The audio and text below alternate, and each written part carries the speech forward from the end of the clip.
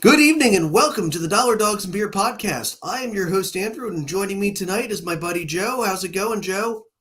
Doing okay, Andrew. How about you?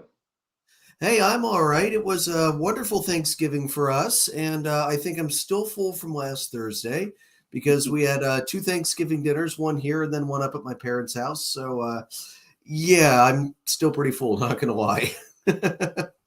How was your Thanksgiving? Yeah, it was pretty good. I had two Thanksgivings as well, one Thursday, one Saturday, um, and a Chicago style pizza feast in between. So that was good. Oh, I love Chicago pizza, the Well, deep dish pizza. Gotta well, have gotta have a this fork. it was yeah, it was a thin one. This pizza's a restaurant my mom's family used to go to all the time. It's flat, and they cut it in a couple of lines each way, make it squares and all that. So good Yeah, stuff. Sicilian style. That's also yummy. All right, so guys, Jason couldn't join us tonight.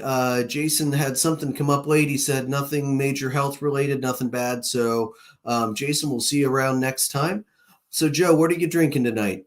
I am drinking Jack Daniels and Mountain Dew tonight. Keeping it classy. I like it. I like it. Hey, I mean, All there's a right, lot of stuff going on around. You know, I, I- dude. I'm I'm back here outside the Cubs marquee, waiting for Jed Hoyer to make a move. You know, Brian Kelly could be going to LSU. There's a lot going on. So Yeah, boy, isn't that the truth? And I got to tell you, I am glad I am not a baseball beat writer right now because holy crap. Your fingers are probably burning up with all the tweets and retweets and articles you're kicking out quick today with moves left, moves. There are moves going all over the place. This is an absolutely crazy free agency with the CBA expiring and basically making a free agency deadline.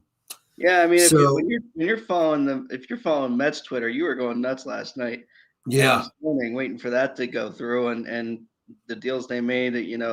On Friday, they're making some moves, making some pieces. Yeah, the Mets are trying to become the first team in Major League history to win the offseason 2 seasons in a row and also not take a World Series title in that time. All right. So, Joe, I've got, couldn't help myself. Sorry, Mets fans. All right. So, I've got a 3-pack with me tonight. I've got a, Trogs Grand Cacao, and then after that, we're going to kick off some winter beers. I've got a Harpoon Winter Warmer, and then from Southern Tier Brewing Company, I've got an Old Man Winter Ale. So, it's that time of year. So, Joe, two more holiday related questions before we get started. First of all, what's your favorite thing to eat on Thanksgiving? This is a tough one. I mean, I I, do it enjoy is. some turkey, and mashed potatoes. Those are kind of the two staples for me.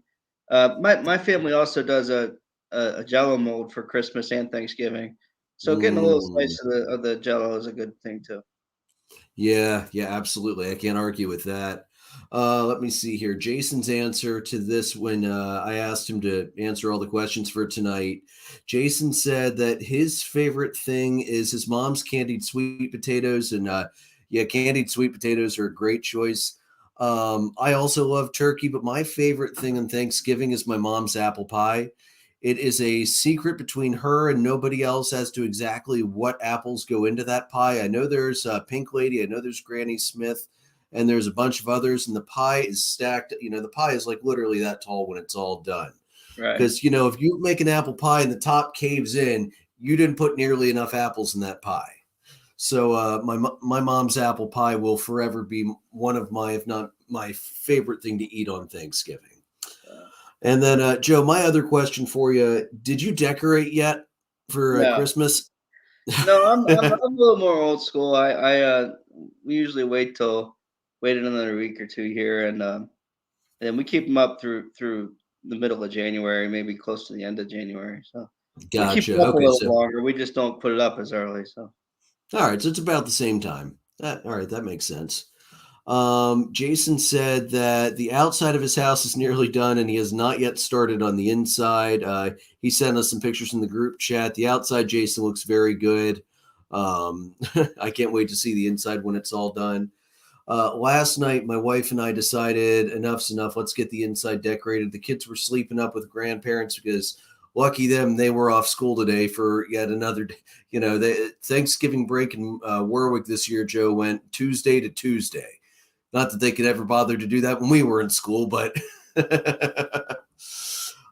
so with them not here last night, we said, all right, let's do it. So everything's up, the tree's up. We used to do a live tree, but last year with the pandemic and money being tight, we went to an artificial tree, which turned out to be a good decision on two fronts because we got our cat last year too, and he was just a kitten, and so he learned pretty quickly you can't climb an artificial tree. So we'll roll with the artificial tree again this year, and sprinkle some pine scented oils on it so it still smells like a real tree anyway. All right, so Joe, let's get into it, man. The offseason so far has been insane. We expected it to go a little crazy with the CBA expiring. Some players were going to wait. Some players wanted to get a jump on it because they didn't know how the rules were going to change in the next CBA. I didn't expect to see as many massive deals as we have seen come out in the last 3 days, let alone the entire offseason, but the last 3 days. Yeah, it really, we like you said, we weren't really sure what they were going to do. I mean, the biggest story so far, obviously, is Scherzer. Mm-hmm. You know, 40, 42, 43 million, which is more than like two other MLB team payrolls total Yeah. for a year. Plus, you add in the fact that he's still getting paid money, deferred money from the Nationals, which is like Mm-hmm. another 15 mil a year. Like what? It's It's crazy. nuts. Nuts is the only word to describe that. All I can say is if you're a Met fan, you are like, okay, good. Cohen is showing us a different way. The Wilpons are officially done. Yeah. Yeah, Max Scherzer's deal, 3 years, 130 million, with an opt-out after the 2023 season, so he may only get 2 years out of this deal.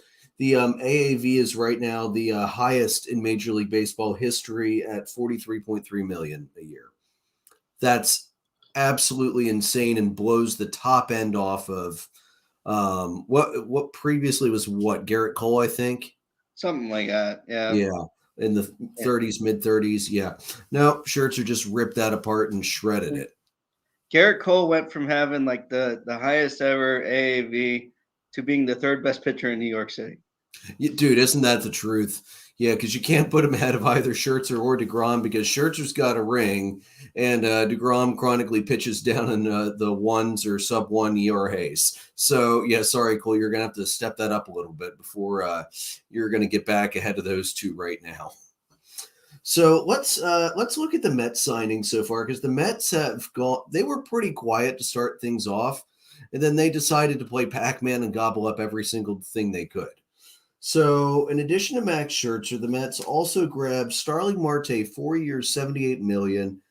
They grabbed Mark Canha, 2 years, 26.5 million with a third-year option. And they also got Eduardo Escobar for 2 years, 20 million. So the Mets are looking to do a full-scale, full-scale revamping of the entire lineup. They don't want to take time to rebuild because, well, let's face it, they sent a ton of their top prospects away to the Cubs to get Javi Baez for a few months, and we saw how that worked out. So, what do you think of these moves by the Mets so far, Joe? I mean, I'm impressed by it. I think they're making some improvements where they need improvements. They really needed better outfield play. I know a lot of Met fans were disappointed in Conforto and his spotty hitting, but he was kind of an average, above average outfielder. So I'm interested to see what that does for him. I mean, you basically now have your outfield is revamped, and Nimmo will get more starts, more playing time with this. You get some infield help with Escobar because he can play pretty much everywhere. I think, if I'm not mistaken, at least from second to third. So I think it gives them some flexibility. You kind of wonder what they're going to do with McNeil and JD Davis and some of those guys here in the next few weeks if they're going to get traded or whatnot. But I think they've made some positive improvements. I don't know if it'll be enough or not. Um, I, I know I saw earlier too that they were possibly in on Carlos Rodon maybe. So they're going for some big guys. They needed the arms. They really do need the pitching. I mean, offense is obviously an issue for them, but they didn't have consistent enough pitching all year last year. No, they didn't. I mean, when Jacob deGrom was there, they weren't scoring runs unless deGrom scored the runs himself. And they lost. They already lost Thor Syndergaard out to the Angels, and that was a pretty early deal. So they knew they were going to have to make moves. And then Steven Matz, who it seemed like they were expecting to get back, Steven Matz said, "No thanks. You traded me to Toronto, and I have no desire to come back." And really, can't say I blame him necessarily. He probably got a better deal somewhere else. So Yeah, that I was can't say so the Mets. Yeah, they're making moves already. Go ahead, yeah, Joe. I can't say as I blame Steven Matz really. I think I don't remember who was pitching coach then and if it's the same guy, but I just feel like they didn't use him well um, back when he was in New York. And you know, I, it's Mhm. funny. Cohen went off on Twitter, and here he is spending big money. Um, you know, it's it's funny because a lot of writers, a lot of baseball writers were like, "Is Cohen's social media presence going to turn some people off?" And he's able to woo them with a lot of good money. So Yeah, although I'm not going to lie, I'm not sure whether it's going to be. I'm that social media presence. Look at how many executives didn't even go to have an interview with the Mets. They just straight said, no, I am not interested at all. So it may not be biting them too badly right now, but it's definitely something they're going to have to look out for as this goes on in the future. I mean, they can throw money around now, but throwing money around is only going to get you so far. If players don't want to be there, they will make it known and they will work, and especially if the Mets are having continual poor seasons, excuse me, the players will make it known and they will do everything they can to get traded out of that situation. yeah, I don't know. I'm not sure. I know the guys I follow on Twitter at the Mets Up podcast. They joke around about how people said that without having a manager they wouldn't get anybody, and they're getting all these guys, and nobody knows who they're playing for other than Cohen and Epler at this point. Yeah. Travis Nerd commented earlier when I put up the post about the show tonight, and he said, "Are the Mets trying to be the Yankees only to still be the Mets?" Travis, yeah, I think you nailed it, man. I do not have any faith in the Mets' ability to be better no matter who they sign until they can actually prove it on the field. Like I said earlier, the Mets won the offseason last year, basically. They got the huge trade for Lindor. They made some what looked like great signings, and then they fell apart on the field. They had they had the issues with nobody hitting basically all season or inconsistently hitting. They had they were first place in that division for most of the season and ended up in third place under 500. Yeah, I'll be interested. I think once the manager search is done, we can kind of see, make better predictions on what the Mets might do. Um, Mm-hmm. I, I think it was clear Rojas is not ready for big time, and No. it's funny too. I do in some ways agree with Travis on that. I think who knows, it could be a lot of money for nothing. But what's really funny too is the Yankees wanted to get rid of the luxury tax, and then they're not spending any money. Mm-hmm. The fact that they Well, haven't made any deals at all, and they don't have a guy with the only guy they have is they picked up a guy from that played some games for the Mets last year. He's like the only guy they have on the roster for shortstop at the moment. yeah, and they signed a left-handed pitcher. They signed Jolie Rodriguez earlier in the free agency period. But yeah, the Yankees have not made any big moves so far. But I don't think that was entirely unexpected either. I think that they're still waiting out. I mean, Seager's off the table now, but they're still waiting out for either Trevor Story or there's still plenty of big pieces there. They could still go after Rizzo. They could go after Freddie Freeman. The Yankees will be big players in it. I think they're not interested in this high stakes game of who can grab the most money quickly before the CBA expires. I think they just don't want to get into this mess. They want to be a little, and I know this is strange to say considering, even though it's not George who owns the team still, it's still the Steinbrenner family, to say any kind of a fiscal responsibility, but that does seem to be what they're shooting towards right now, staying out of this early chaotic round of free agency. That's just what my gut tells me, though. Right. So looking at these top free agent tiers right now, clearly by far the best class of the free agents is the shortstops. Carlos Correa, Javi Baez, Corey Seager, and Trevor Story. And Seager did sign earlier today with where did I write that down? The Rangers, Texas. right? Yeah. 10 years, Yeah. 235. Yeah, I think. 10 years, 325. 325. 325. Sorry, yeah. Yeah. So Seager's off the list, but okay. You'll have Correa, Baez, and Story. That's if you want a big shortstop, this is the year to be shopping. Holy crap. Yeah, I mean, if you count Simeon too, who also played shortstop, he's off the list. You know, to the Rangers. The Rangers got Simeon and Seager. Like that's a solid middle infield. Yeah, that's what they went from having. Who's your middle infield to having arguably the best or top 5 middle infield in the entire major leagues in a day.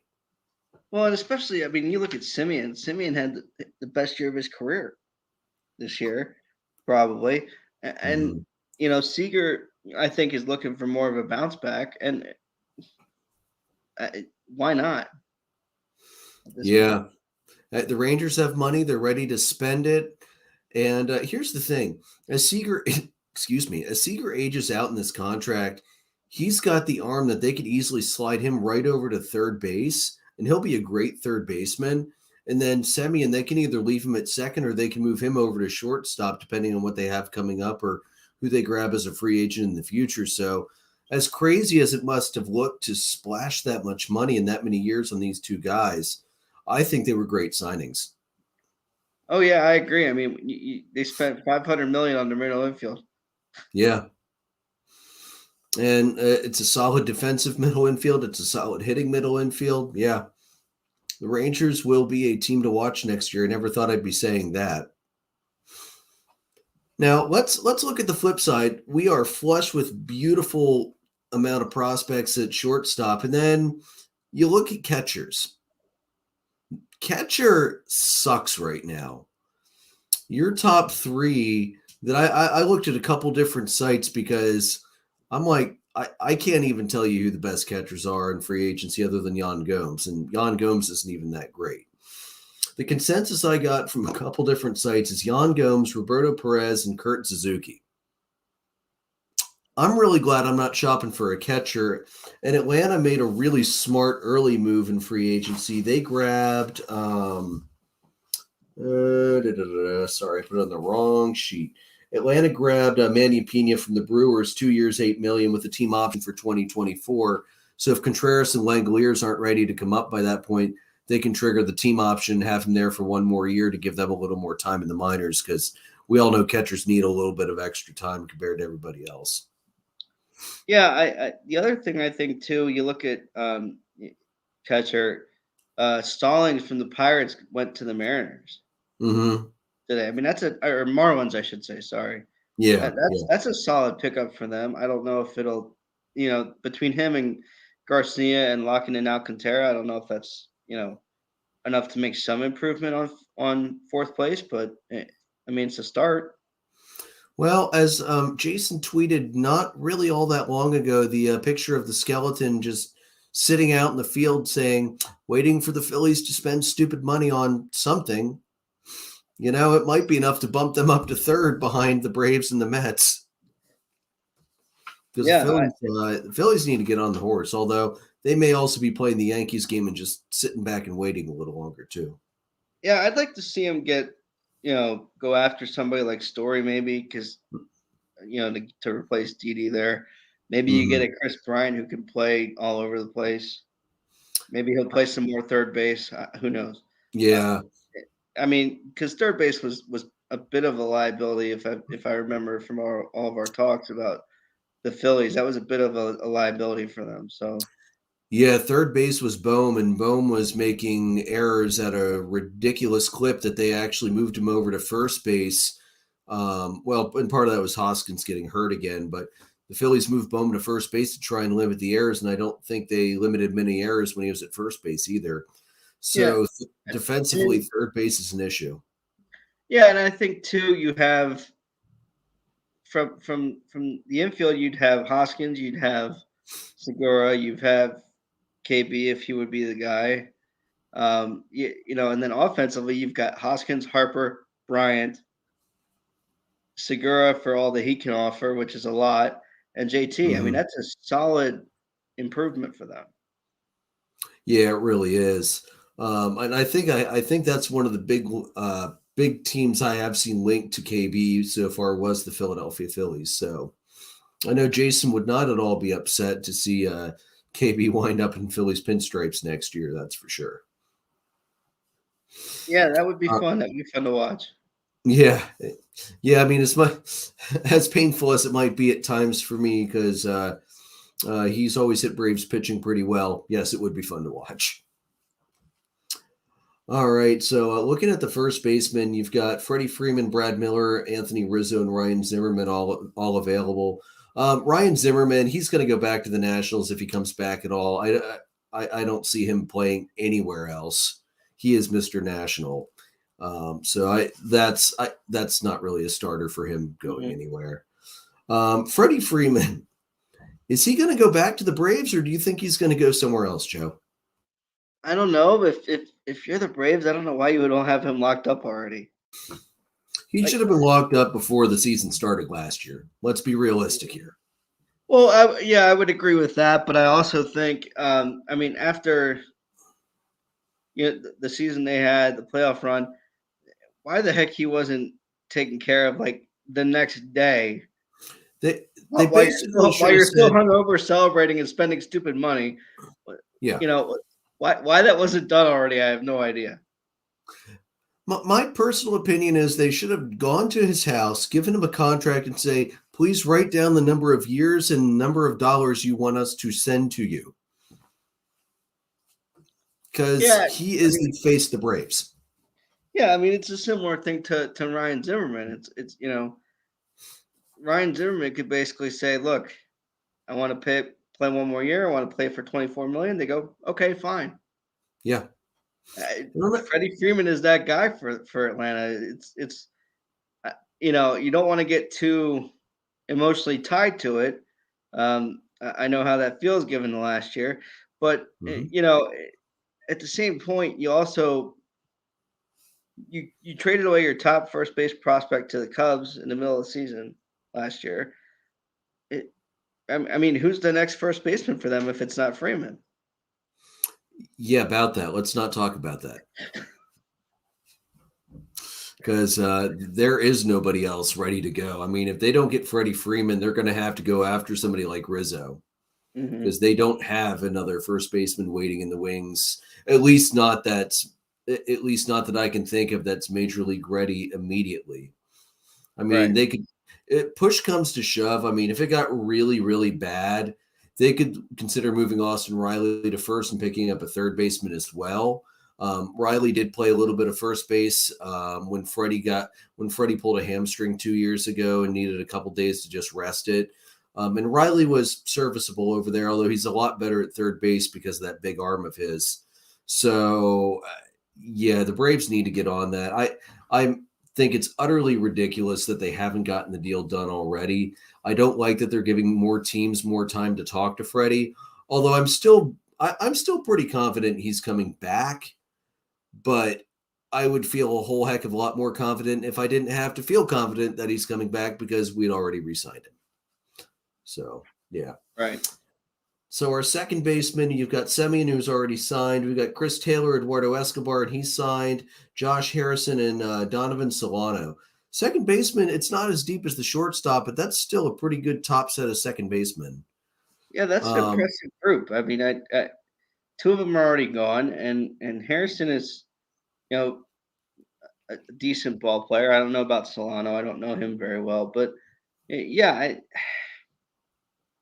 it's what's really amazing is you got a lot of teams who are usually pretty quick to jump in, and they're not jumping in yet, which is either A, mhm. we're waiting for what we want to hear out of the CBA stuff, or B, they just don't want to spend money just yet. Yeah. Yeah, I know there's definitely going to be a little bit of revenue uncertainty too because teams are still recovering from the shortened season from the COVID mostly COVID canceled season of 2020. And well, a lot of teams rebounded very well this past year. Atlanta broke attendance records, I believe, and set a new season attendance record at Truist Park. Although, I mean, with the playoffs and going all the way into the World Series, that's to be expected as well.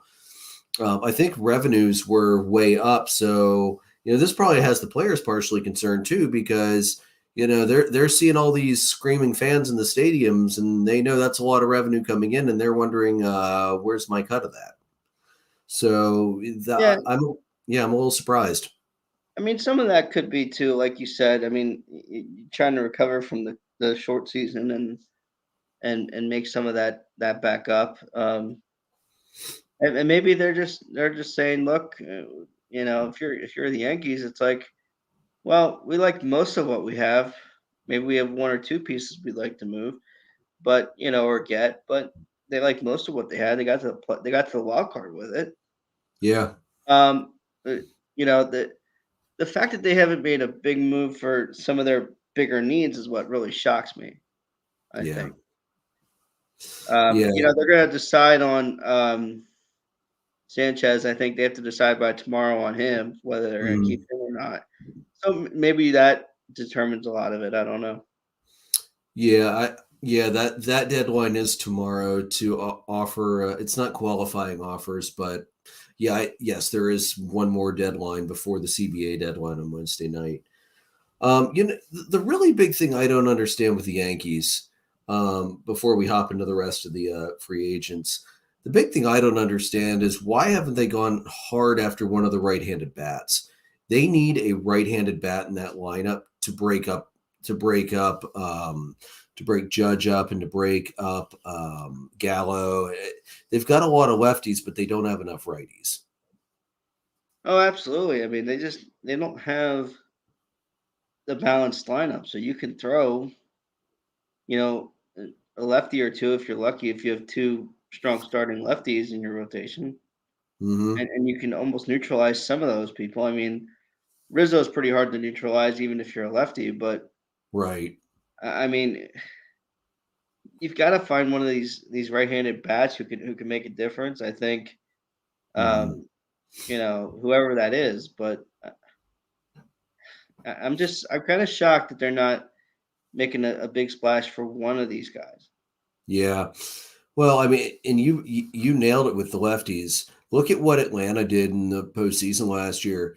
They had Minter, they had Matzik, they had Will Smith, three lefties that were dealing and were dominant throughout almost the entirety of the postseason. Minter ran out of gas and got knocked up in one game, but other than that, he was stellar. And then they also have a really strong left-handed starter in Max Fried as well. So the Yankees weren't going to make it this year, but had the Yankees made it to the World Series, it would have been Braves in 4 or 5 with that lefty-heavy lineup. The Braves would just eaten that alive. Yeah, it's kind of just confusing to me, if you ask me. If Cashman doesn't make a big splash move, he should be gotten rid of. This is ridiculous. Yeah. Yeah, and he's been there long enough. He should know that he needs to make that move, whether it's the person George standing behind his back or the ghost of George standing behind his back. Because let's face it, George Steinbrenner will be dead for 200 years and will still be making moves with the Yankees, whether Yankees fans like it or not. Yeah. All right. So the third baseman available, the top four I had were Chris Bryant, Matt Duffy, Kyle Seager, and Jonathan Villar. Again, not as deep as shortstop and second base, but still quality players at third base there. And then we get to the outfielders. Outfield, if you need an outfielder, this is the year for you. There are a ton of good outfielders available. You've got Kyle Schwarber, Mark Canha, who's already off the board, Corey Dickerson, Brett Gardner, Andrew McCutchen, Tommy Pham, Eddie Rosario, Starling Marte's off the board, Odubel Herrera, Kevin Pillar, Nick Castellanos, and he's going to command huge money. Michael Conforto, Avisail Garcia's off the board as well. Jock Peterson and Jorge Soler are all available right now. Joe, it's a good time to need outfielders too. It's not as deep as shortstop, but that's a good set of outfielders to have your pick from. Yeah, I think we talked about the Mets. They made a move on Canha and Marte. Those were big moves, I think. The fact that the NLCS MVP is available, mm-hmm. And the World Series MVP, and World Series MVP, yeah. Kutch can be a really good outfielder and a good leadership presence in the clubhouse, I think. So even if you're not wowed by McCutchen's on-field ability, the fact that he's a clubhouse leader in a lot of ways, I think could be a big drawing point for him. Yeah, I'd love to see him in Wrigley, to be honest. Yeah, I wouldn't mind that either. I always liked watching Kutch play in Philadelphia and previously out in Pittsburgh. He's a really good player. He brings good energy to the clubhouse. The freaking rock, paper, scissors celebration after a home run is, to this day, one of my favorite non-Braves celebrations to watch. I prefer he do it less against the Braves. Hint, hint, wink, wink, nudge, nudge there, buddy. But yeah, he's exciting. He's really exciting. Castellanos is talking 7-8 years, I think, is what he's looking for, as far as term goes. I think he's going to get that. I don't know where he's going to get it. Again, another outfielder I would love to see in Wrigley. Hayward is weak, not as weak, but he's not as strong as he used to be. Yeah, on both sides of the ball. I'd love to see Castellanos back in Wrigley, especially if he's going to hit like he did last year. Man, Castellanos last year had an incredible season, no doubt about it. One of the best seasons Cincinnati outfielder has had in probably 2 decades, 3 decades. Because even when Griffey went to the Reds, I mean, that was on the end path of his career. So, I mean, he had some good years there, but he didn't have a year like Castellanos put up last year. So, all right. DH isn't as deep, but Nelson Cruz, Jed Lowry, and Albert Pujols are all available as free agent. And that market too, that's going to be dependent on whether they add the universal DH in when we hit the new CBA. So that, some teams are already set on that, even in the National League. Like they've got a guy that teams already want to move to DH because they've got, say a noodle arm in the outfield or 3 holes in their glove at third base. In the case of the Phillies, a bunch of teams already have guys that are ready, but can we call Nelson Cruz the ageless wonder yet? Because he's still going to command a pretty high salary on a 1 year plus an option deal. And isn't the dude already like 41 or 42? Something like that. That's crazy. I think the other person you could put in this conversation would be a guy like a Schwarber. I think, he could be an outfielder, but I also think the biggest strength for Kyle Schwarber is hitting, without a doubt. So if you can get a guy who just strictly has to worry about mashing the ball every night, and not have to be able to throw from left field, I'm okay with that too.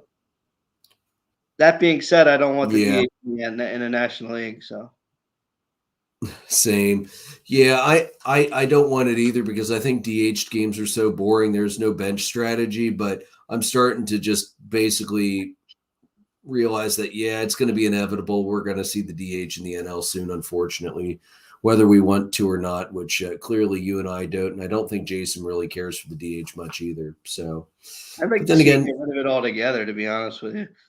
Let's go universal, no DH, and go back to the way baseball was played for 100 years. Maybe not quite 100 years, but a long time. Yeah, I like that. basically the DH was brought into existence so that old guys who could still hit could still play. Right. I don't know. They could still play. Teams just have to work around it. I I have no think I problem with think that. if the National League had the DH when Bonds was playing, Bonds would have played another 3 years and just been a hitter. To be honest Yeah, with I'm you, okay that they didn't. To be honest with you, I'm okay yeah, that they didn't. I'm okay with that too. I just think that that's what would have happened. Yeah, probably. Although, here's the thing: Bonds was getting to the point that his knees were so shot that if he didn't knock it out of the park, he wasn't going to be able to run down to first base. So the Giants would have lobbied for a designated runner rule where when Bonds hit the ball, some speedy guy will have to run out from the dugout and then run it down the line to first base or something, or a ghost runner or something like that, because that's the only way you were going to work around Barry Bonds' knees late in his career. Right. We have a deep class of pitchers available this year. Right-handed starters, you have Max Scherzer, who's now off the table, Alex Cobb, Anthony DeSclafani, who's off the table, Kevin Gossman's off the table. He just signed with Toronto to take Robbie Ray's spot. You got John Gray, Zach Greinke, Michael Pineda, and Marcus Stroman. So the very top of that set of right-handed starters, very good, although they're basically gone now. So you're looking at the second and third tier, but still. The only three left are Greinke, Pineda, and Stroman. Cobb signed with I forget who today, a little while ago, um, and um, and John Gray signed with the Rangers. I'm looking. Hold on. So Right down Cobb. the Rangers made three huge moves in the last 24 hours. I mean that's huge for them, a big improvement going forward. Yeah. No, I didn't catch. I forgot to write down Cobb, so I don't know where he went. But yeah, I'll yeah. bring that up quick. Yeah, righties are going fast. Left-handed starters, Robbie Ray, and he's already off the table. Jay Happ, Clayton Kershaw, Stephen Matz, Carlos Rodon, Drew Smiley. I don't know if I'd really call him a top-tier starter anymore, and Alex Wood as well. Lefties, not quite as well. Top tier is probably not as deep as the righties, but there's better depth, I would say, with the lefties. If you want another left-handed starter, there are definitely guys out there to get. I think Carlos Rodon is going to bring in a very nice paycheck. Yeah, and he probably should. But so Cobb is close to finalizing a deal as of about 15 minutes ago with the Giants. Giants, okay. 34 years old. And the Gossman trade or pickup from the Blue Jays, 110 million in 5 years. Cobb was 8-3, 3.76 ERA over 18 starts and 93 in the third innings last year for the Angels. Mm-hmm. Struck out 98, walked 33. So that basic stat line for Cobb, but that's where he looks like he's going. He's going to replace Gossman where he was at. So and Gray was 4 years, 56 with the Rangers, I think. Yeah. So those are the amount of money that these guys are getting on an annual basis this year is just nuts. Yeah, it really is. I know in the group chat, Jason was saying the same thing. Like these guys are spending a crap ton of money, and it's crazy. Yeah, I think we're well on pace to shatter the record spent on free agents that was set last year by a significant amount already, and there's still a ton of players available. And a lot of guys that are in that top tier one that are going to command the ridiculously huge contracts and the long years. So we'll have to when all of the dust settles, when we get towards spring training, I'll try and remember to go back and tally everything up because I'm legitimately curious to see how much guaranteed money is going to be given out this offseason because it's probably going to be record setting again. Right. So yeah. So looking at relievers, which this is where if Jason were on right now, he would be paying the most attention to. Right-handed relievers, you got Rafael Iglesias, Brad Boxberger, Archie Bradley, Alex Colome, Kenley Jansen, Ian Kennedy, Hector Neris, who's off the table, Adam Ottavino, Yusemario Petit, Steve Chiswick, and Ryan Tepera. there are arms out there. We touched on this earlier. I don't know what the Phillies are waiting on because the right-handed arms are out there and they're not going to be out there forever. I mean, of that list that you read off, three of them are former Phillies Yeah. as of a Yeah. month ago. So I think Tapera would be a huge pickup for them. Uh, Hmm. you know, I don't know that they'd want to spend money on Jansen. I don't think they would really have a need for it. I forget closing wise. Maybe they would go for a Jansen, but They might because their closer at the end of the year last year was Ian Kennedy, who was on the list. right. So obviously you said Neris was gone. I forget where he ended up, but The Astros, I believe. Give me a second. I'm pretty sure I said pretty sure it was the Astros, though. Let's see. Neris. Yeah. So the list of free agents that have been signed is a little ridiculous. Yeah, Astros, 2 years, 17 million. yeah, yeah. I mean, you've got to get some kind of stability in the bullpen. I think you know the Phillies' other need is to make sure that they don't have a situation where Hoskins goes down and you have no offense. Hmm. Acuna went down for the Braves this year, and the Braves got some pieces together, and the guys that they already had started hitting. And the Phillies, the only person who did that was Harper, and look what that. I mean, that did a lot for him, but you know, it, it's crazy to me. Hmm. Yeah, agreed. And then the lefty relievers, it's just Andrew Chafin, Jose Alvarez, and Aaron Loop, and Aaron Loop already signed. So the lefty reliever, that it's not usually a very deep pool to start with, but the deep pool is, but the shallow pool is already almost dried up. So if you needed a lefty, you already missed the boat on that one. Yeah, Loop. I think Met fans are like were shocked that they didn't bring him back. Um, the Queens. Uh, Chafin, I would love to see back in a Cub uniform. He was so much fun to watch. Plus, he just has Hmm. a fun personality. Yeah, he Um, does. you know, uh, while we're talking about relievers, according to Ken Rosenthal, the Phillies are expressing interest in Corey Knebel per Rosenthal Yeah, and Jason Stark. So, yeah. Knable wouldn't be a bad move for them. I mean, really, at this point, anybody wouldn't be a bad move for them because they haven't signed anybody. well, and as bad as Just their bullpen was, I mean, you might as well get started. exactly. Yeah, exactly. I mean, Just I don't think Jason would say there's any relieving arm that he would be willing to just carte blanche just bring back. So, Yeah, I think the only guy from that bullpen last year he would have wanted to bring back would have probably been Hector Neris.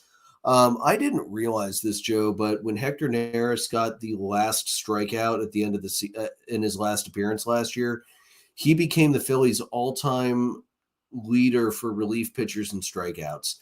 I had forgotten he had been there long enough to do that. So the dude's had a lot of really high ups and really, really low downs with them, yeah, especially when his stuff just isn't working as a closer. But he's a really solid middle of the arm bullpen or late game relief guy. And that definitely hurts the Phillies losing him. I wonder if they'd go back after Kennedy to try and bring him back for another year or two. I wasn't terribly impressed with him in Philadelphia, to be completely honest. I know his Philly ERA was a little overbloated because Girardi brought him in on a couple non-save situations, and we both know closers in non-save situations they're going to get hit, for whatever reason. But I wasn't terribly impressed because even when they were getting outs, the balls were hit hard. yeah. I So, think you know it, there's very few closers who can do 4 or 5 out saves or 2 inning saves, mhm. or bring them in when they're up 4 runs. Well, there's no pressure in that situation, and some of these guys are adrenaline junkies, basically, almost in closer roles where they're trying to they thrive off of that pressure, and when the pressure's not on, sometimes they're just, "Oh, as long as it's close to where I want it to go, it'll be fine." Yeah, absolutely. These guys have proven time and time again, it's not a safe opportunity. Leave me in the pen. Look at Craig. Look at Craig Kimbrell once he went to the White Sox last year. Dude is not a good setup man. No, and there's some guys who are just made for that moment. Yeah. I think Kimbrel is one of those guys where he's never been a setup guy Hmm. his entire career, and you want to bring him in with Hendricks and have two closers that you're not using well. Yeah. There's no way on earth that should have, if you're Larusa, should have said, well, we'll bring you know Kimberlin in the eighth or seventh, and we'll bring Hendricks in the ninth or whatever. No, you have stronger bullpen arms and stronger starting pitching because their starting pitching wasn't that good in the second half. I don't think. Um, you know, No. and then you alternate closers every other day or every couple of Yeah. games. Yeah. They just mismanaged badly. So here's some thoughts from Jason so far. He didn't really have any input on the trades. Oh yeah, I didn't mention the trades yet. Well, I'll go back and do that after this. The trades are pretty straightforward. He said the free agent signing so far is setting incredibly high floors for others. He thinks the Mets are definitely overpaying, although they have significantly improved. But just like I said, he'll believe that they're contenders when they actually show it. What good is signing Max when you don't get their stars run support? Although they did help that out by grabbing a bunch of big bats. So we'll see about that next year. Best Cy Young arm in the class. He said Max. Oh, yeah, we'll get to that later. All right. So far, he said he's fine with the Phillies not spending money on Marte and a couple of the pitchers. They can allocate the funds better and fill holes. Look for them to go hard after KB, Schwarber, Castellanos, and Story, plus some lower end starters or some mid to lower starters. He also said Neris was a big loss for them in the sixth and the seventh, and they need to look at trading for some pen arms at some point. So did he mention anything else? No, I think that pretty much, yeah. So that was Jason's thoughts so far on the free agencies and the trades. So looking back at the trades, we mentioned the catching class is very weak. So the Tigers went after Tucker Barnhart of the Reds, and they sent Nick Quintana down there. So it looks like the Tigers are loading up, man. They're getting ready to jump on the AL Central because of how weak that division was last year outside of the White Sox. I'm not ready to say they're going to knock the White Sox off next year because the White Sox are still very deep in pitching, even without Carlos Rodon. They got plenty of pitching in the bullpen, and most of their bats are signed for several years. So we know what they're going to be able to do offensively, but you have to be encouraged by what the Reds, by what the Tigers have done already early in the free agent and trading period. They're definitely going to be a team to watch out for next year. There weren't any other big trades. The Cubbies got Harold Ramirez from the Guardians for cash. Yes, we can officially say the Cleveland Guardians. I don't think there were any other really big ones. Oh, the Rays sent Jordan Luplow to Arizona for Ronnie Simon. And the other big trade was the Padres sent Adam Frazier, who they went big on to get at the break and nothing else for reasons that still mystify us to this day. And they sent him to the Mariners for two prospects, Ray Kerr, a left-handed pitcher, and Corey Rozier, an outfielder. So the trades, yeah, a bunch of depth trades been made by a bunch of teams. Tampa Bay, I swear, every year, I feel like in the offseason, every second or third trade is Tampa Bay moving prospects around. It's just organizationally, that's what they do. They've got a good depth of prospects, and if they've got a guy they're not sure about, they're happy to move him for somebody they feel a little better about. So I got to tell you, it's when you look at the MLB transaction list in November every year, it's like Rays trade prospect, Rays trade prospect. I'm like, okay, guys, we get it. Yeah, I mean, with the Rays, it seems like they're very good at deciding who they think is a benefit to them and who isn't. They don't usually make big splash free agent acquisitions. That's just not their thing. Um, and they're able to put a nice squad together every single year. Once they became legitimate contenders on an annual basis, they haven't left that. It took some time to get there, but once they got there, they haven't left that contending position. Yeah, it's just too bad they can't get more than 36 and a half fans to show up and watch what's usually a very good team down in Tampa Bay. And I it's mean, better than the 22 and a half in Florida. So yeah, it's true. Yeah, Miami draws about Miami, 22 yeah. and a half.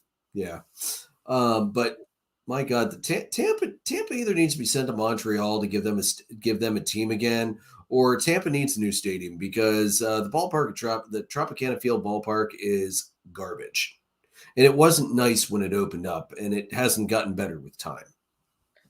No, I agree. I think they need to do something with that organization and move them somewhere. Maybe Yeah, it just feels like that it's there's got to be a market somewhere that is hungry for baseball that would really give them a ton of revenue and a ton of money to use. yeah. Like I said, I think Montreal would be a good choice. I don't know how it would work with the TV markets and the team territories. I think New Orleans would love a Major League Baseball team, the way that city falls behind their sports teams. Now, that said, getting a stadium in there would be kind of interesting. I don't know where they would have space to build a stadium. With their weather, it would probably be a domed, although maybe a retractable roof. But I would love to see a team go in there. But then again, you're going to get into teams fighting over it. This is my territory because Atlanta would make a very legitimate claim for that area. You would also have legitimate claims coming from Houston and maybe the Rangers as well, that's reaching into their area. So maybe the Cardinals would say, no, that's starting to get in our area as well. So, that's the problem with moving Major League Baseball teams anymore. Everybody's got their TV markets and they don't like letting other people into their TV markets. And, you see that in the NFL too, when, when they were looking at trying to move teams out in California to either keep the Chargers in San Diego or, the 49ers said, no, this area of California is our territory. You cannot build over here. So tough luck, go somewhere else. So it's, I don't know what the answer is. This is definitely not my area of expertise. My little brother and I, years ago, we decided to drink some whiskey and expand Major League Baseball to 32 teams and actually came up with a pretty decent expansion plan. If I ever find that file again, Joe, I'll show you. But one of the things we did was put a team in Mexico City and tap that market. And it was a wild and crazy idea, but some teams we moved to different divisions. I think we were able to avoid flipping leagues, although we might have flipped one or two teams, but it was a fun exercise. And one thing we did, I don't think we moved Tampa Bay, but we strongly considered moving Tampa Bay more than one time that night as we were figuring this out. Yeah, I mean, Nashville could be a good market for that. Mm-hmm. I mean, they get behind their teams pretty well, and it's really not too much of an infringement on Atlanta's market, I don't think. In that spot, maybe. Um, Atlanta's, I, I I don't don't think know. Atlanta would be the It's problem. hard to tell, and I think if See, here's the thing. There are a ton of Atlanta fans in Nashville, but I don't think Atlanta's Cincinnati the is the one only that, Cincinnati would be the one that would have an issue. yes, well, Cincinnati and the Royals and the Cardinals too. They're all right there. But I think See, that's the problem with trying to move. I think if MLB moves forward with some kind of streaming platform without blackouts, which I know there was some rumor about a month ago. If they go Mm-hmm. that direction, then that doesn't matter anymore. Yeah, that's so true. I mean, So because I true. mean, you look at us here in central Pennsylvania. If you don't have the Pirates channel. You can't watch Pirates game because of blackout, even though you're 4 hours away. Right. We can't watch Orioles games, and we're an hour and a half away if we don't have Masson. Can't watch Nationals games. We're 3 Same hours away reason. from there. If you don't have that, and if you don't have Comcast. NBC Comcast, you can't watch Philly games. Yeah, And we're we're an an hour hour from from them. Philadelphia. Yeah, yeah, I agree with you, and also even were the Mets and Yankees included in our blackout? No, they were. It was just the No, they're Pirates, the not. Orioles, and the No, Phillies, yeah. and the Nationals. But I mean, you talk about an area that would get behind some of those teams. It's like, okay, well, I'm not going to pay $10 to watch a channel for 5 months a year. Why would I do that? Like, Yeah. if you make a streaming platform like they currently already have, and just remove the blackout restrictions,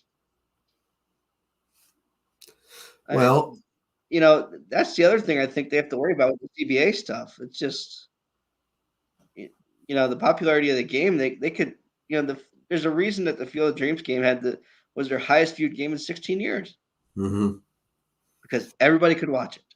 yeah, exactly. And let's think about it like this: every major sports right now, all of the major leagues, they all have blackout restrictions. MLB wants to increase their popularity and increase their outreach. Lift the blackouts. Do it before the NFL does it. Do it before the NBA does it.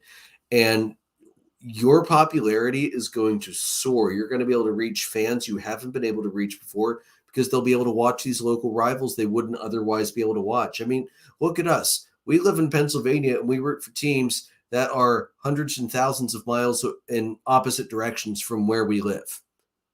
Yeah, and if I can watch every Cubs game that they play, unless they're playing the Orioles or the Nationals, because I don't have those channels, and the Pirates. Like, you're telling me I have to miss out on an interdivision rival because of a blackout when they're 4 hours away? Yeah, insanity. The way they structure the market blackout crap is ridiculous. I mean, New Mhm. York is 3 hours away, and I get every New York game Yeah, yeah, we're closer to New on York than those we are to things. Pittsburgh, Yeah, but it's we can crazy. see New York and not Pittsburgh. It's nonsense. Yep. All right, so before we hop into the CBA, we had news come out of MLB today concerning the Braves and outfielder Marcelo Ozuna.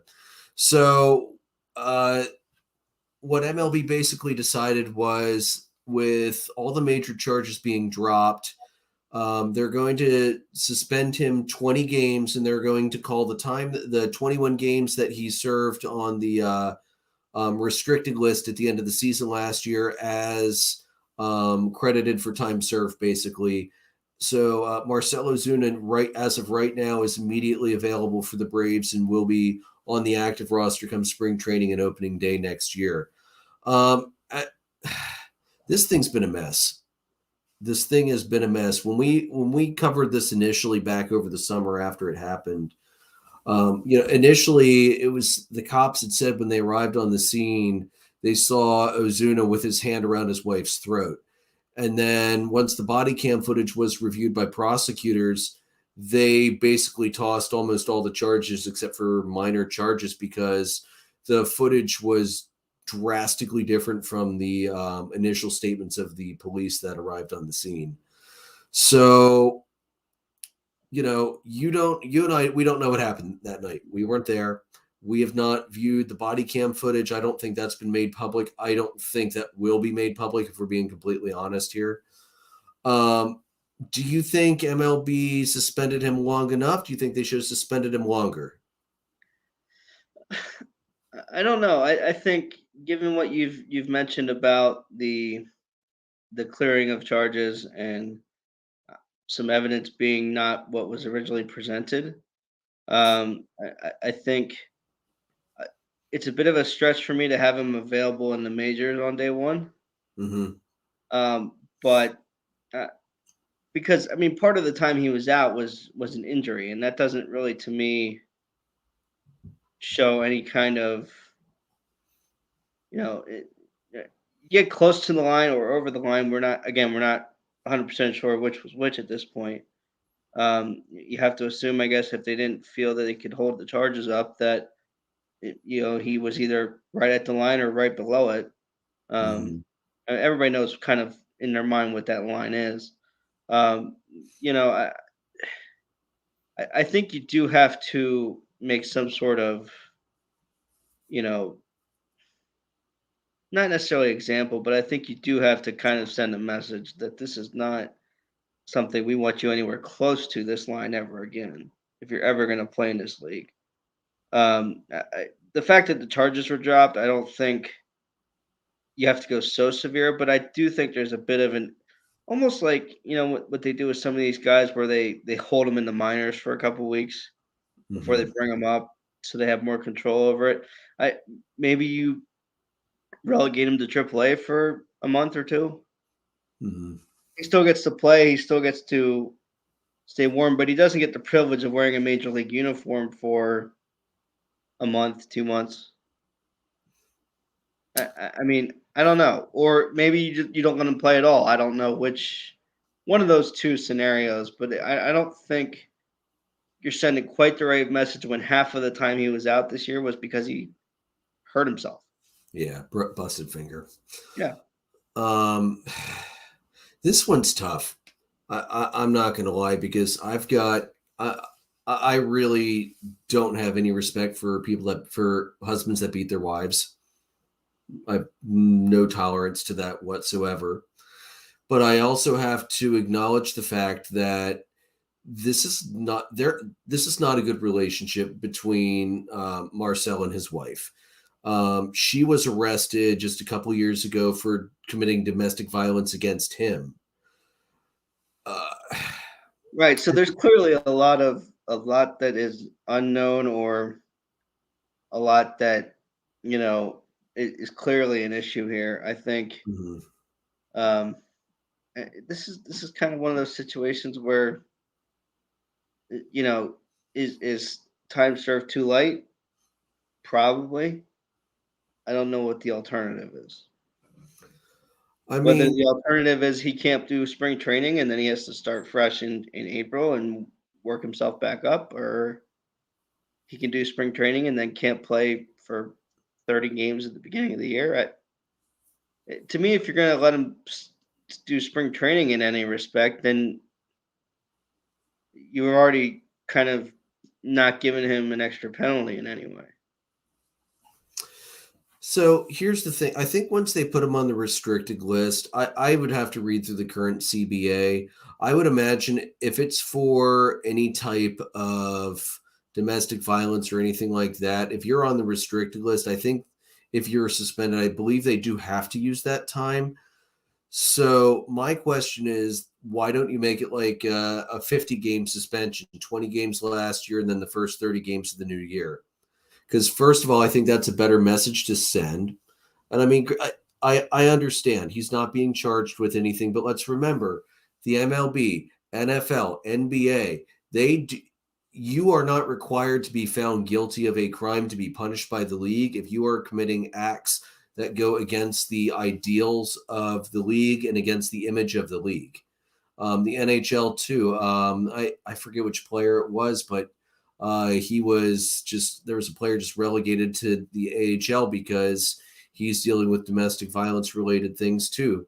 And the NHL team said, "Don't report to training camp, and you're going to be starting in the AHL. We're not even bringing you up to start the year." So, baseball should have done a little more. I understand they probably felt like because the serious charges were dropped, they probably felt like they didn't have either the wherewithal or they didn't have they didn't think they had what they needed to make a bigger statement. But I think it should have been closer to 50 games, 20 last year, 30 this year. I mean, we suspend guys 50 to 80 games for not knowing what they were taking. I didn't know that was in there. What are you I, talking about? to me, yeah, I don't. I mean, I don't. Again, I don't know. Maybe they're having meetings with them and they're saying, "Look, all these serious charges were dropped. You're meeting the requirements from the court as far as counseling and things of that nature. Maybe obviously they're seeing something that we don't obviously have Mm, privy to. So maybe they're saying, look, time served, and clearly the message has gotten across, and clearly there's a strict monitoring program. I'm saying this is what they're looking at it as. I'm not saying that this is for sure, but based on a lot of the parameters that you've brought up, where they had counseling and things of that nature in place, maybe they're getting a, a clearer picture that the message has been sent, and if he does it again, this is already kind of understood that sorry, buddy. yeah. Maybe Yeah, that's already exactly. written, and maybe that's something we don't know. So Yeah, exactly. All right, so let's move on here. The CBA, the elephant in the middle of the room. Um, the CBA expires on Wednesday, December 1st at 11:59 p.m. So we're going to be seeing a whole slew of trade, or probably not trades, but a whole slew of free agent moves being made today and probably into tomorrow. But we're probably, once we get past, I would say, end of business tomorrow, that's probably going to dry up the free agency trades because all of those are going to be contingents on passing a physical before the trades or the contracts are finalized. So right, my guess is we're probably within the last 18 hours of heavy moving, and then we're probably going to come to a standstill at that point until the CBA is resolved. So Jeff Passon's one of ESPN's insiders, is a fantastic baseball writer. He wrote up a nice little Q&A on what's going on with the CBA right now. Where are things going? They're going nowhere fast right now. Both sides are entrenched. They understand the reality. The basic agreement's going to expire. There's probably going to be a lockout immediately, and that's okay because right now a lockout doesn't affect anything. As long as there are no games canceled, the lockout does not hurt. Well, it hurts the players that are hurt. They're not able to contact their training staff, but really beyond that, there's not a major impact because there's going to be no revenue loss because baseball's not making revenue right now. right, So the optics, of course, they're not going to look good because baseball's had labor peace since 1995 when the last strike ended. So we'll have to see what's going to happen there. Is a deal possible? It's possible. It's not likely because there's been so little movement so far from either side. Here's what the players are looking for. They want bigger paydays earlier in their careers. They want more competitive integrity. They want the teams to stop the service time manipulation. They want fewer artificial restraints on players via the competitive balance tax and draft pick compensation. The draft pick compensation, Joe, that's when the team makes the qualifying offer to their free agents. If the qualifying offer is declined, then the team that signs that player has to give up a draft pick back to the team that lost the player. So I think of reasonable list of demands by the players, don't you think? Especially and you can say more to this than most with service time manipulation and Chris Bryant. I um, mean, yeah, the service time thing is a bit of obviously a gray area. I think I don't think it's an unreasonable demand uh, by these guys. To kind of want to get rid of that. Um, you know, I, the thing is that gets into a messy arbitration issue, and then it becomes this whole thing. And you know, I can see where the players are coming from with manipulating that and kind of pulling some of their ability to trade. I mean, the compromise, if you leave that in, would be to allow them to opt out sooner. If you have a 5-year deal, after 2 years, you can opt out if you want to go somewhere else. That would be the compromise to that, I think, if there's a middle ground position on that.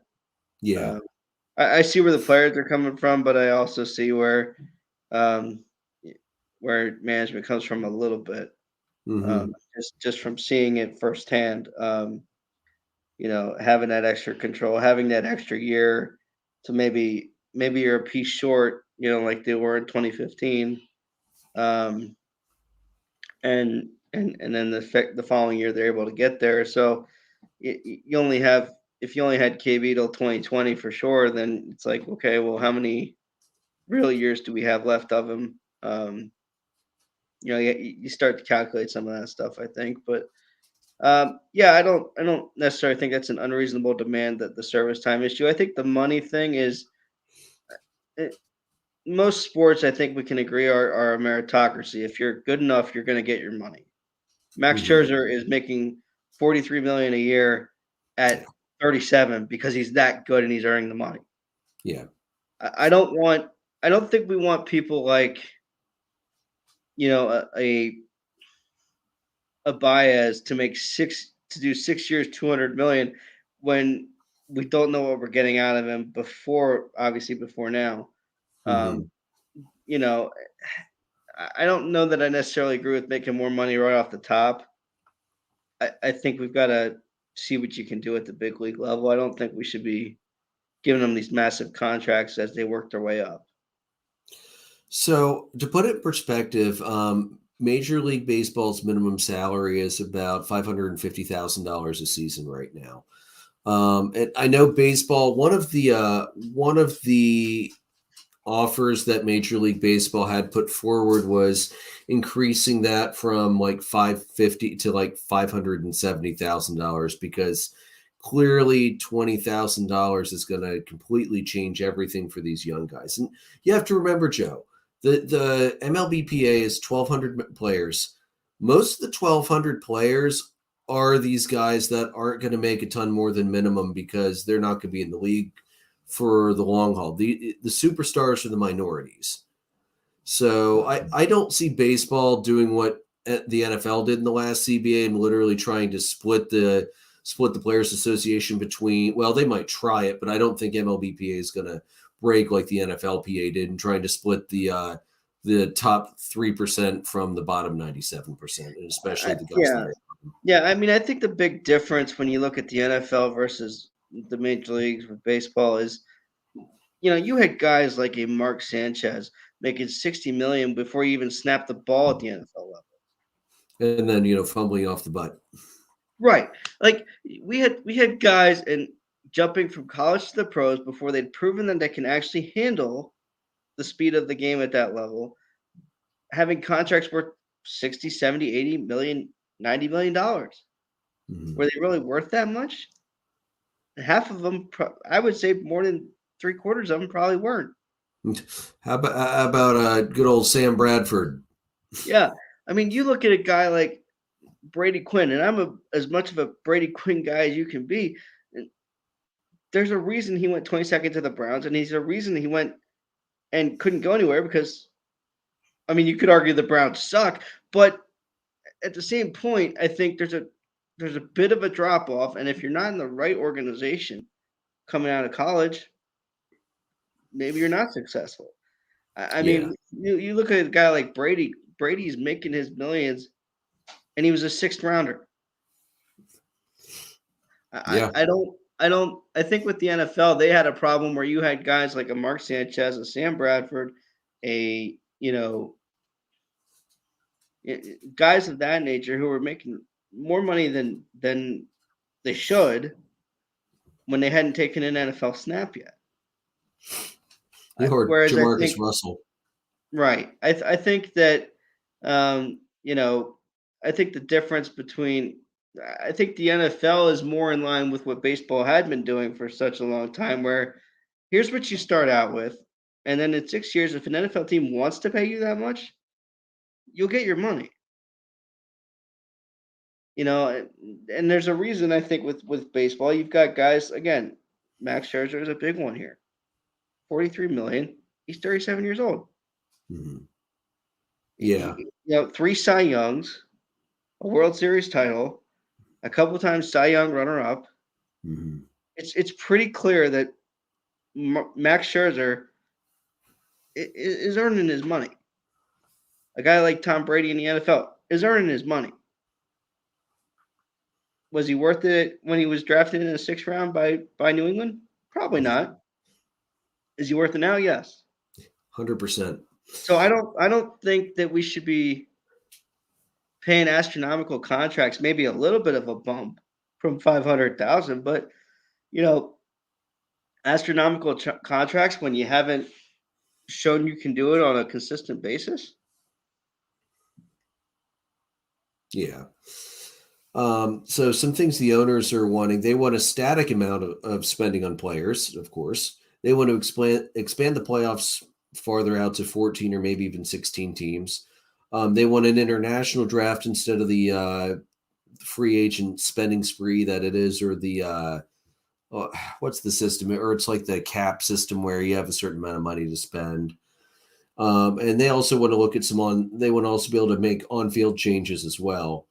So, Joe, here's some concepts that recently MLB has introduced as things that they could do: an NBA-style draft lottery, implementation of a universal designated hitter, and again the increase in minimum salaries, which, like I said, was like $20,000. So that was really that wasn't really a very good concession on the owner's part there.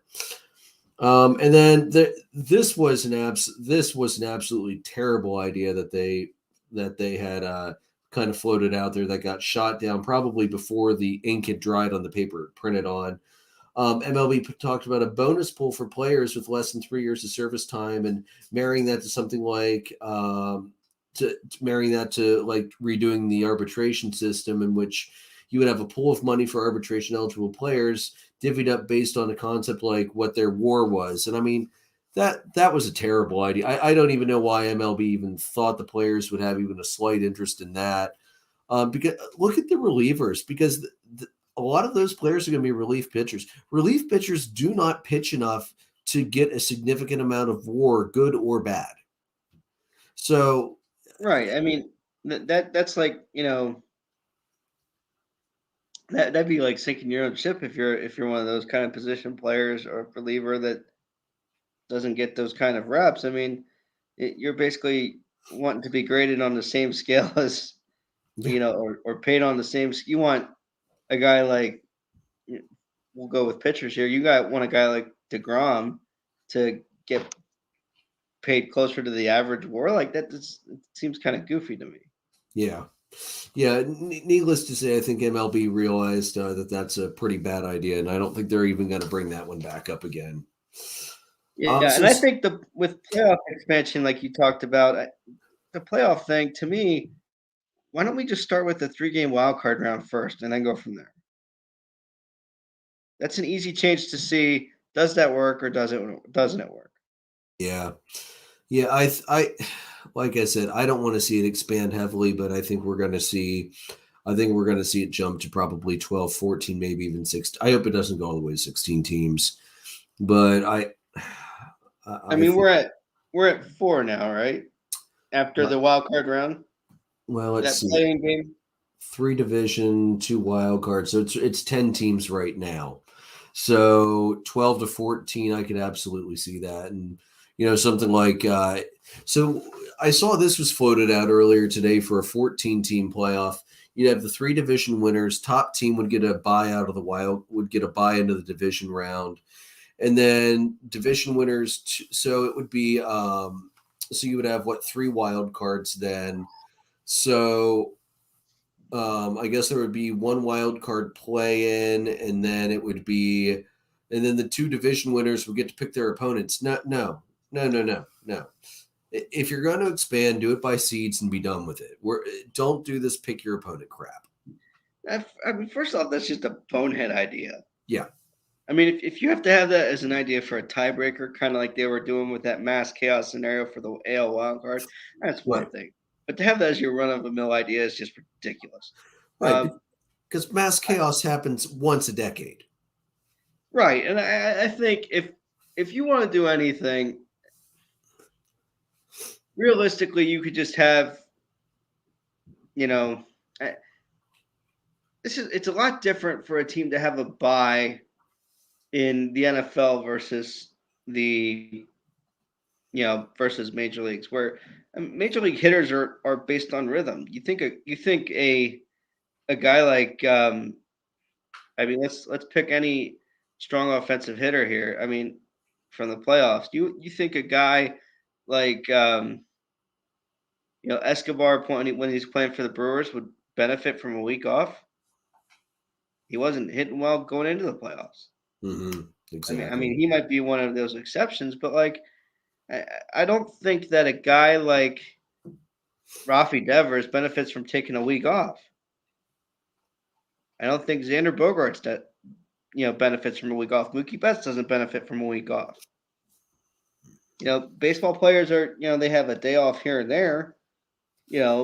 Maybe 2 days off a week, but you're talking about giving these guys an entire week. Week and a half off. That doesn't make Yeah. any sense in baseball. Too much rest is not good. Yeah, I mean, too much rest is good in sports that are a lot stronger contact and a lot less, you know, rhythm for like, a major league hitter is all about rhythm. Yeah. If a major league hitter is in a groove, good luck if you're a pitcher. Right. Like Same thing with some look at pitchers. what's yeah. Like look at what Snicker did after the Braves clinched. They had a 3-game series with the Mets. Game 1, he rested half the starters, the other half played. Game 2, the half that didn't play, they played, the other half rested. Game 3, all the regulars were back into play. He knew Right. that he didn't want to let the team, and granted, it also helped that they didn't have any major injuries that people were rehabbing from too. He didn't want that team to get rusty. He wanted them to be ready to go.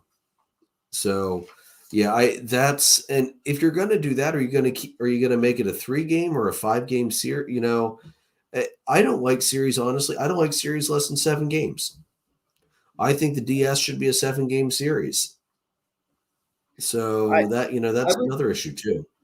I would be okay if that went to 7 if the wild card goes to 3 or 5. If the 5. wild card is if the wild card is a 1 game, and even a 3 game, it's a lot easier when you know exactly how many games are in every single round of the playoffs.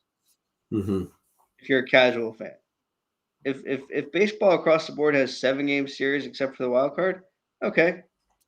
End of the season, I know that in this case the Dodgers and the Cardinals are going to play 3 games or 5 games, whatever that is.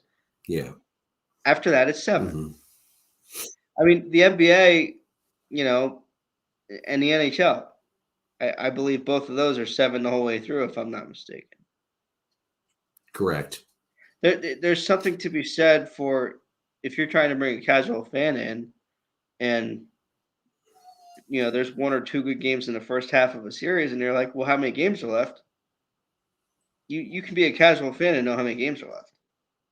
Right. That's very true. And something else to consider too.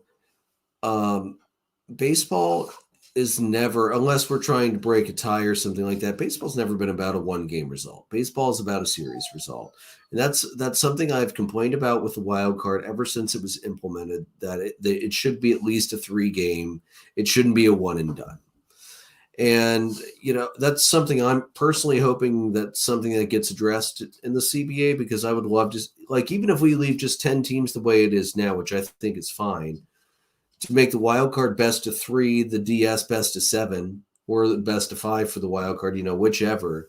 Because here's the thing: the wild card teams, they should get a little beaten up before they have to face the regular teams that had a little opportunity to rest, but not long enough for rust to set in on the players.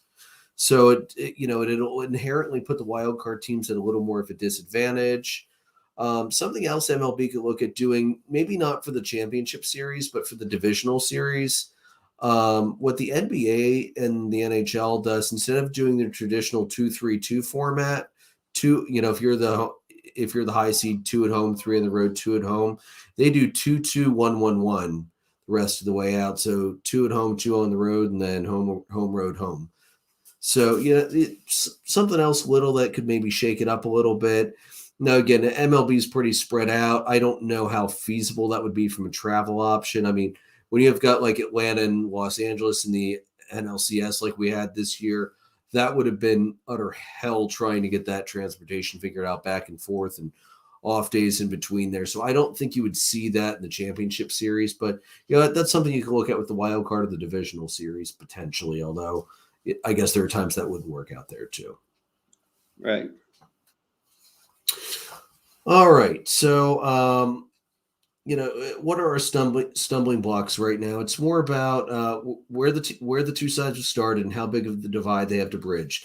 The players believe that in the last CBA they gave up a spectacular amount of ground, and I mean, look at that's true. The average salary has been pretty flat, while revenues have skyrocketed. Mhm. And they want to get their footing back with clear wins. Whereas the league, they're perfectly happy with the status quo as it is.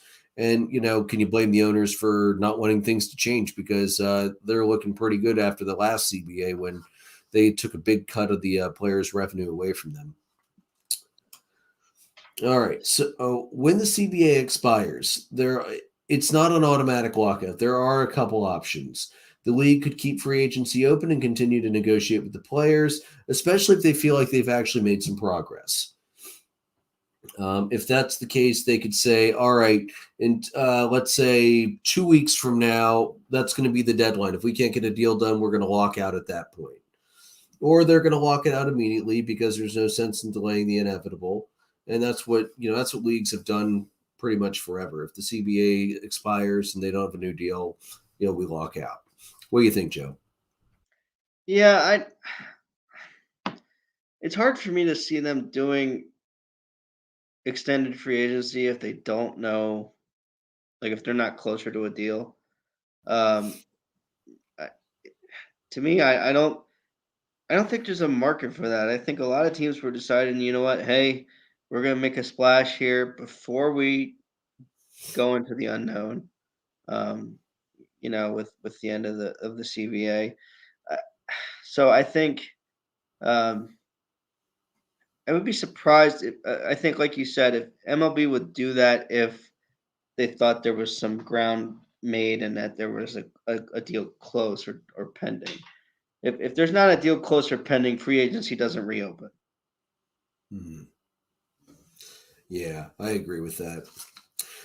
And who can be signed during the lockout? So there are still moves that will happen while the lockout's going on. So any players who were not on a major league roster last season or who aren't currently among the 1,200 players in the union, minor league deals can be struck, trades among minor leaguers can be made, but teams can't try to sign elite free agent talent to a minor league deal with massive bonuses that would have worked out to their salaries because one, the whole on a roster last year is an issue, so you can't make him a minor league invite. And number two, the cap for non-roster invitees is $4 million.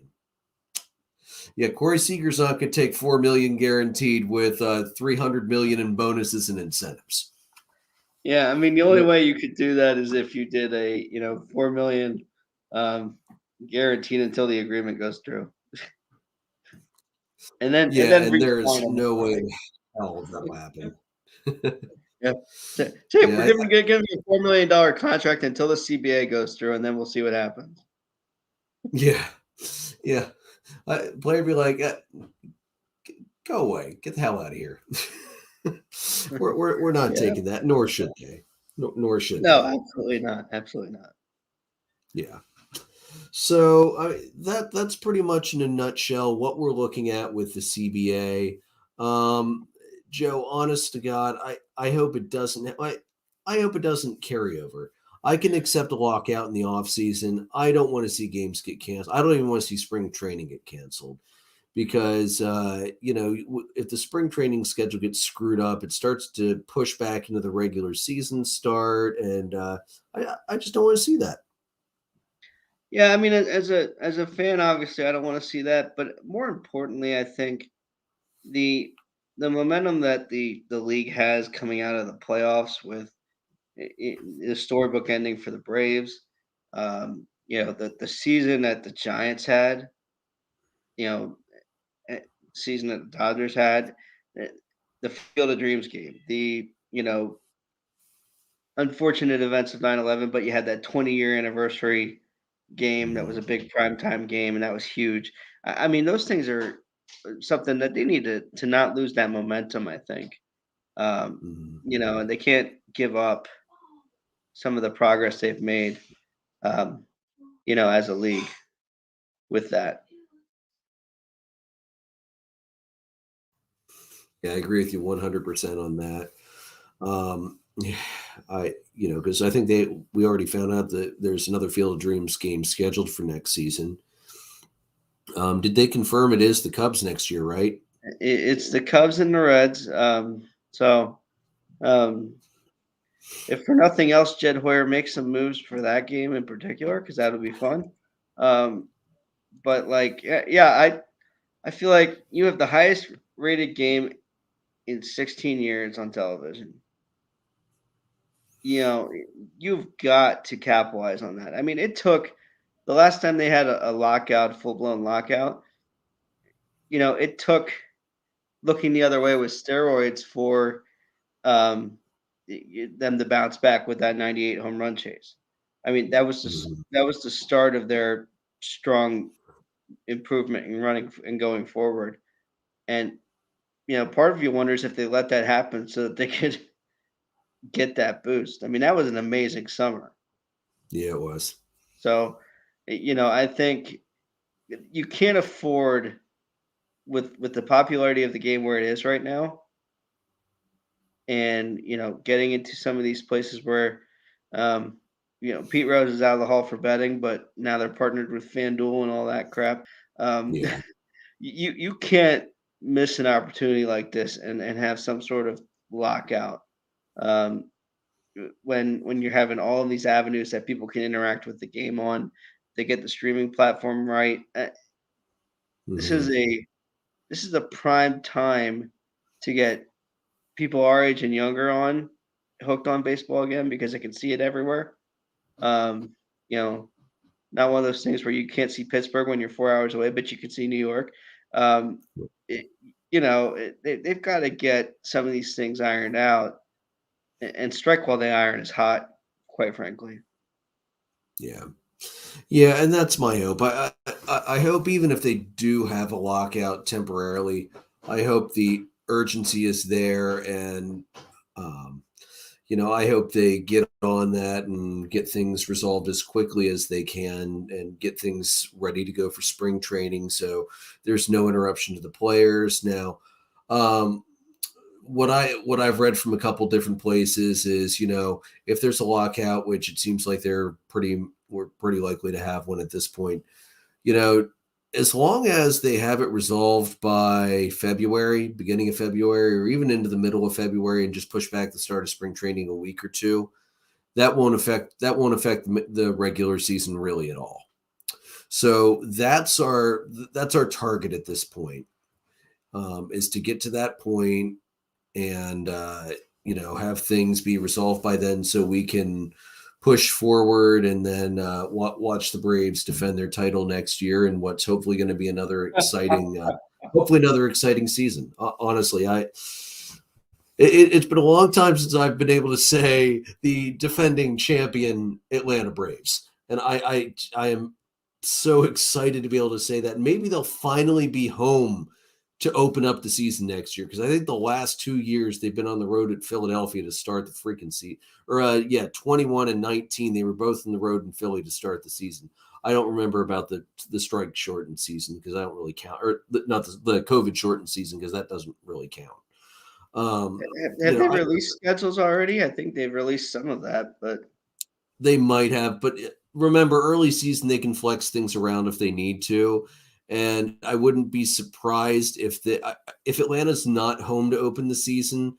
I wouldn't be surprised if, because they're defending champions, if they if they move the opening series around a little bit to put Atlanta at home so that they can raise the banner, give out the rings and everything, because they usually do that for the World Series champion anyway, because remember the first series of the year last year was or of well, the first series that was supposed to be the 2020 season was supposed to be Nationals and whomever, so the Nationals could celebrate their World Series title. So, Yeah, right now the schedule has them opening up with Miami, and then that's a weekend, 4-game weekend series, and then um, 2 games in Queens, and then four at home against Cincinnati to open their home slate, the second weekend of the year. okay, okay, so they'll be opening at home against Miami. Nice. I like sacrificial lambs. Yeah, I do think I Although, saw on what I think is kind of funny. You had, I think I saw on Twitter somewhere that the Mets and the Nationals open a season together, um, which is funny to me, uh, given some of the things that have happened and transpired here. with the Mets Nationals opener, Steven Strasburg versus Max Scherzer has a really nice ring to it. Although I'm sure the Mets would throw DeGrom instead, but It's wouldn't that be a great matchup to watch? Yeah, and it's in Queens, that first series. Um, so and then they're in DC the following weekend for 4. So like they get right into it. Yeah, yeah, absolutely. That's why I like to see lots of division matchups right away. You got to get the division tested early. That's something that they worked hard on over the last couple seasons to make sure the beginning of the year and the end of the year is a lot of division games, and you know what, that made exciting races. So let's keep that going in baseball. No matter what happens with the CBA, keep those games coming at that time of year because that was phenomenal. Oh man. So Joe, one more follow up question for you. We talked about all those free agent players. Who's your pick? Who do you think is the most likely to win either a Cy Young or an MVP of the free agent class? Um, I mean, I'm interested to see what John Gray can do in a new environment. But I Robbie Ray was just phenomenal this year, so I think he could easily get one again. I think um, that's a good guy. I I I think Steven Matz, if he's in the right organization, and I think he will be in St. Louis. Um, Mhm. I think he has a chance to have some success there. I think I mentioned it at one point, but I think he was pretty poorly managed in New York. So Yeah. he's a guy I'm impressed with when I've watched him play. I get into more Mets games than and a lot more Mets stuff, as you know, for a Mhm. lot of reasons. So I enjoyed watching him, and I think he was a really good, strong young arm. I just think he wasn't handled properly. Yeah. Yeah, I agree with that. My picks, I'm going to go with Max Scherzer. I'm going to go with Robbie Ray. I mean, Robbie Ray is moving to a division where the quality of the hitting is not nearly what it was in the AL East. Think about it. In the AL East, I mean, granted, he didn't have to deal with Vlad because Vlad was his teammate, but he had to deal with the Yankees. He had to deal with the Red Sox and he had to deal with Tampa Bay. He had a lot of good hitting in that division. Whereas in the AL West, your best teams right now are the Mariners and the Astros. The Angels might be there, but yet Trout, I swear, Trout gets hurt every year. So the Angels are down to what? Otani and Rodon. Yeah, you can pitch around that. Yeah, So, I think they could. Yeah, it's not necessarily like you said a strong a division. Um, uh, DeSclafani's the number one. He had a really good year for the Giants, so I'd like to see what he's able to do. mhm, Um, Stroman. Uh, Stroman had a really good year this year in Queens, and he's probably going to get picked up by somebody else at this point. yeah, I would agree with that. He's another guy I would love to see in the north side of Chicago. So, Stro, if you're listening, take that call, please. I think what you were trying to say is that Jed, get off your ass and start making some phone calls. Well, I mean, as I said earlier on, I mean, I'm somewhere in this marquee picture from like the 1900s, going, "Hey, Jed, let's go." I have to say I'm really glad that Atlanta doesn't have very many needs this year that they need to fill. Like catcher, they took care of that early. They got a solid backup. So that their young guys can keep developing. I mean, they could even, if something bad happens, they could even flip Contreras for a big bat or something, or a big arm if they need it. I mean, they'll probably be out for some pitching. What team's not out for some pitching? Before we came on tonight, Atlanta had grabbed Kirby Yates for 2 years. He's coming off Tommy John, but he's always been a solid pitcher. So that was, you can never have enough arms in your bullpen. Oh Let's no, face it. absolutely not. Yeah. Yeah. I mean, look at even as the Cubs were spiraling out of control, it wasn't the bullpen letting them down. It was the offense not doing anything about it and the crappy starting. Look at the return you guys got on your big bullpen pieces. It was absolutely incredible. Yeah, what's really great about some of those moves, like you said, not only did we get some good prospects, but you got some major league ready talent right away. Mm-hmm. Nick Madrigal could be pretty good for them, I think, at second, especially with the issues that Nico's had. Who knows where he's going to play and how much he's going to play? DH. Yeah, maybe. You got a guy I mean, other than Hendricks, who's your next best starter? Alzolay. You have two starters, one who's Cy Young worthy and one who could be in a couple years, being Mm-hmm. Alzolay.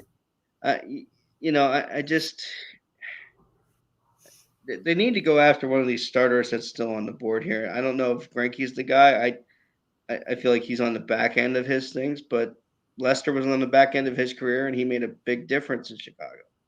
Um, Mm-hmm. so Stroman to me is the guy I'd love to see Jed go after. I wouldn't mind seeing them go after a Rodon if they really want to make a splash here, but they need pitching. They need starting pitching Yes. more than anything else. Yeah.